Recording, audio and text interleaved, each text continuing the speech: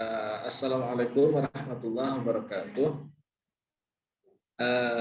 Kita salam kenal ya Bapak Ibu. Kita jumpa dalam acara webinar kali ini yang diselenggarakan oleh Nano Center Indonesia. Terima kasih kepada rekan-rekan panitia dari Nano Center Indonesia yang telah membantu di dalam penyelenggaraan acara ini. Ya. Baik, saya mendapat amanat dari panitia untuk menyampaikan materi tentang propolis ini selama sekitar 30 menit. Ya. Materi ini bertujuan mengenalkan kepada Bapak Ibu, ya teman-teman, sebetulnya apa itu propolis, ya, dan bagaimana sejarahnya, sejarah pemakaiannya, ya. Karena boleh jadi masih ada di masyarakat kita yang belum mengenal apa itu propolis, ya. Kalau apa itu madu, ya insya Allah banyak yang sudah tahu, tapi apa itu propolis barangkali belum banyak yang tahu, ya. Oleh karena itu saya izin berbagi, ya, membagi berkas presentasi yang sudah saya siapkan untuk sore ini, ya. Berkas presentasinya sebagai berikut, ya Bapak Ibu, teman-teman. Nah, apa itu propolis, ya? Ini sebetulnya adalah sebuah istilah Yunani, ya. Nah, ini pada judul saya cantumkan huruf Yunaninya seperti apa, ya. Tapi dibacanya sama aja propolis gitu, ya. Tapi huruf Yunaninya seperti itu, ya, tulisannya. Nah, istilah propolis ini, ya, digunakan, ya, pertama kali oleh bangsa Yunani, ya. Dan ada bukti sejarah, ya, yang mencatat penggunaan istilah ini, yaitu sebuah kitab, ya, kitab pengobatan atau materia medica yang ditulis oleh seorang tabib dari Yunani yang bernama Dioscorides, ya. Beliau ini hidup pada sekitar tahun 50 sebelum Nabi Isa, ya. Nah, istilah polis itu, ya, polis itu artinya kota, ya. Jadi maksudnya ini menggambarkan bagaimana suasana sarang lebah, ya. Nah, ini pada layar ini yang sebelah kiri, ini adalah sarang dari lebah bersengat, ya, atau lebah dari genus Apis, ya. Nah, Bapak Ibu, teman-teman bisa lihat di sini ada lubang-lubang seperti ini, ya. Ini bagaikan bidang-bidang di dalam sebuah kota gitu, ya. Jadi ini sebuah kota besar, di dalamnya ada bidang-bidang, ya, sehingga bahan yang melapisi kota ini, ya, kemudian disebut sebagai propolis, ya, bahan pelapis kotanya lebah gitu, ya, kira-kira maknanya seperti itu maksudnya. Nah, kita pahami dulu ya Bapak Ibu, ya teman-teman. Kalau kita lihat gambar yang ada di sebelah kiri ini, ya, ini ada lubang-lubang yang berbentuk segi 6.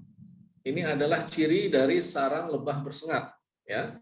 Lebah bersengat ini ciri sarangnya berbentuk segi 6, dan segi 6 itu apabila ditempelkan terhadap satu sama lain, dia bisa menempel dengan sempurna, tidak ada celah di antara segi 6 tersebut, ya.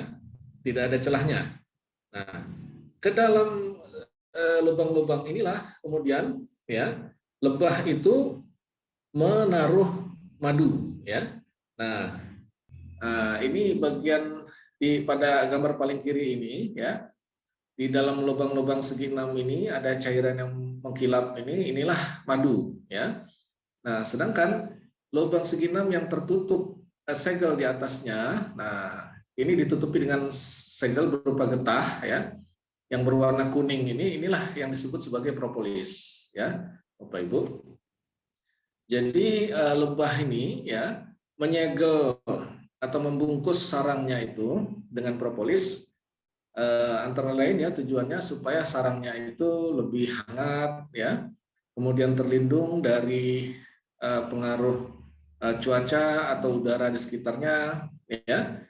Selain juga supaya hewan-hewan pengganggu lainnya tidak bisa masuk, ya, entah itu semut atau serangga lainnya, ya. Juga untuk melindungi sarangnya ini dari bakteri, ya, dari bakteri, dari mikroba yang patogen, ya. Ini adalah gambar sarang, ya, dari lebah bersengat. Sengat itu adalah seperti duri pada bagian ekornya lebah itu, ya. Sengat itu adalah alat pertahanan yang diberikan oleh Allah kepada makhluk lebah ini, ya, dari genus Apis ini. Jadi kalau dia merasa ada suatu makhluk yang membahayakan dia, yang ukurannya lebih besar daripada dia, maka lebah ini, ya, yang tugasnya sebagai lebah tempur, nah, dia akan menusukkan sengatnya itu ke makhluk tersebut, ya, sehingga nanti racun pada sengat tersebut, ya, mengalir ke badan targetnya itu, ya, makhluk yang menjadi targetnya itu. Tetapi biasanya setelah dia menusukkan sengat itu, ya, si sengat itu patah dari ekornya dan kemudian si lebah ini mati, ya. Jadi sebetulnya lebah menusukkan sengatnya itu sebetulnya adalah misi bunuh diri, ya, untuk mempertahankan sarangnya. Nah, yang kita lihat di sebelah kanan ini adalah gambar sarang lebah juga, tapi dari genus lebah yang lain, yaitu lebah tanpa sengat. Nah, ini unik, ya, Bapak Ibu. Jadi ternyata di dunia ini ada juga lebah yang tidak pakai sengat. Dia tidak tidak menyakiti kita, ya. Jadi kalau kita dekat-dekat dengan sarangnya, tangan kita julurkan begini ke sarangnya, itu tangan kita aman, ya, insya Allah. Nah, ini ciri khasnya adalah sarangnya berbentuk lingkaran-lingkaran seperti ini, ya, lonjong-lonjong atau bulat-bulat seperti ini. Ya, isinya juga sama, di situ ada madu, ya. Nah, tetapi Bapak Ibu teman-teman bisa lihat kalau segi 6 ini kita jajarkan, kita rapatkan, tempelkan satu sama lain, maka tidak ada bidang yang tersisa di antara segi 6 tersebut, ya. Tidak ada celah, ya. Nah, sehingga ini betul-betul rapat sarangnya ini. Sedangkan kalau sarangnya berbentuk lingkaran begini, ya, atau bulatan, ya, lonjong, maka ada celah seperti ini, ya, di antara sarang tersebut, ya. Ada celah-celah seperti ini. Nah, celah-celah inilah yang kemudian ditutupi dengan propolis, ya. Nah, jadi Bapak Ibu, ya, teman-teman bisa lihat di sini seperti ada bungkus kacang kulit gitu, ya. Nah, ini sebetulnya ini propolisnya, ya. Di dalam propolis ini kebetulan ada nektar, ya, atau saripati bunga yang disimpan oleh si lebah ini. Nah, di Indonesia, ya, lebah tanpa sengat ini justru merupakan penghasil propolis, ya.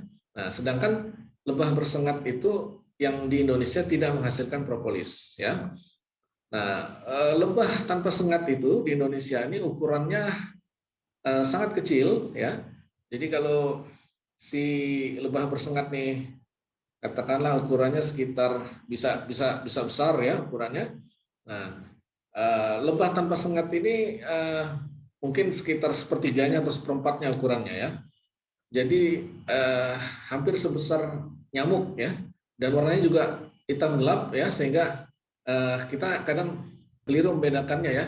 Kita kira itu nyamuk, padahal ini adalah lebah tanpa sengat, ya. Nah, jadi sekilas perbedaan seperti itu, Bapak Ibu, ya. Jadi propolis itu bukan madu, ya. Propolis itu adalah getah pada sarang lebah, ya. Dan istilah ini berasal dari bangsa Yunani, ya. Pertama kali disebutkan oleh orang-orang Yunani, ya, antara lain Dioscorides, ya, seorang tabib dari Yunani pada sekitar 50 tahun sebelum Masehi. Nah, bagaimana propolis ini atau lebah ini bisa menghasilkan getah, ya, seperti propolis ini? Jadi ternyata lebah ini kan dia terbang, ya, keluar dari sarangnya, mungkin radiusnya sekitar paling jauh 500 meter dari sekitar sarangnya, ya. Dia keliling gitu, ya. Nah, di sekitar sarangnya itu dia mengumpulkan antara lain saripati bunga, ya, dan juga apa namanya, getah ya.